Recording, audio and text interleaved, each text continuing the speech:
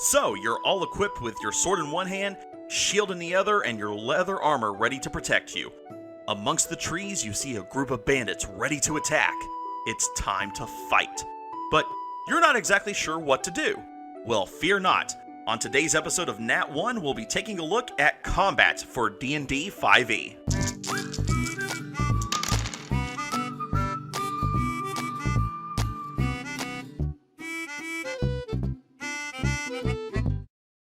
Hello everyone, I'm KrowOfMurderXV.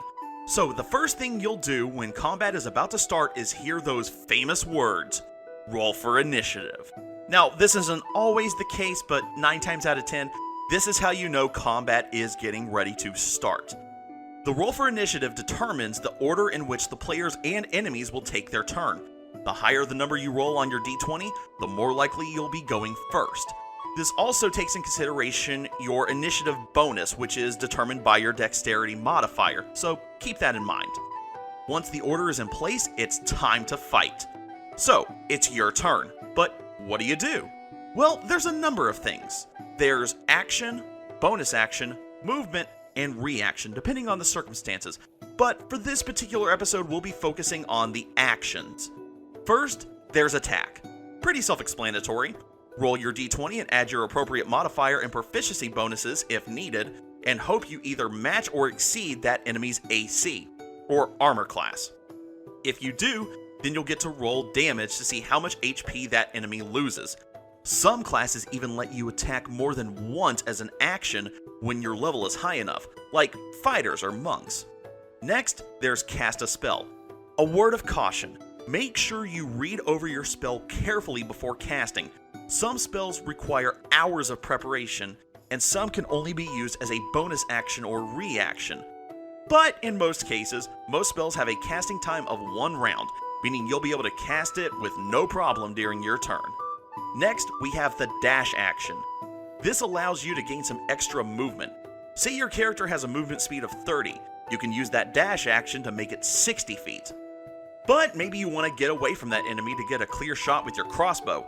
Then you can use the disengage action before moving, so that way that enemy you were just face to face with cannot get an attack of opportunity on you. Maybe you want to make it a little harder for your enemies to hit you. Well, you can use the dodge action to make enemies attack with disadvantage. You will also have advantages on any dexterity saving throws. And for those just looking to cower in fear, don't worry, we don't judge. There's the hide action, where you'll have to make a stealth check to hide away and not be seen by enemies. That enemy or group of enemies will have to make a perception check to attempt to find you. Next, we have the ready action. You can use this if you're waiting for a particular moment to make your action. Say you want to cast a fireball, but make sure the rest of the party is out of the way before those enemies are toasted by fiery goodness. However, if it comes back to your turn and the conditions are not met, well, sorry friend, that fireball is going to fizzle out. This goes for most attack spells, so choose wisely whenever you're using the ready action while preparing a spell. Now, say your fellow party member is attempting an action, but just isn't quite getting the right roll. You can use the help action to let that party member gain advantage on their attack or action they're trying to perform on that turn. Next, we have search. This will be used if you're looking for something specific in combat, perhaps a lever to release the locking mechanism on that door that just shut and locked behind you. This will require you to make an investigation or perception check. And lastly, there's use an object. Now, this might sound confusing at first, but sometimes interacting with an object might take your entire round. Let's say you found that hidden lever, but it's stuck. So you'll have to make a strength check to see if it will even budge. So, there you have it, all 10 actions.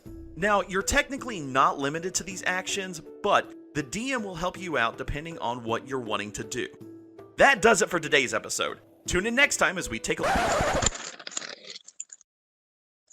Hey Crow, what's this script on additional combat actions?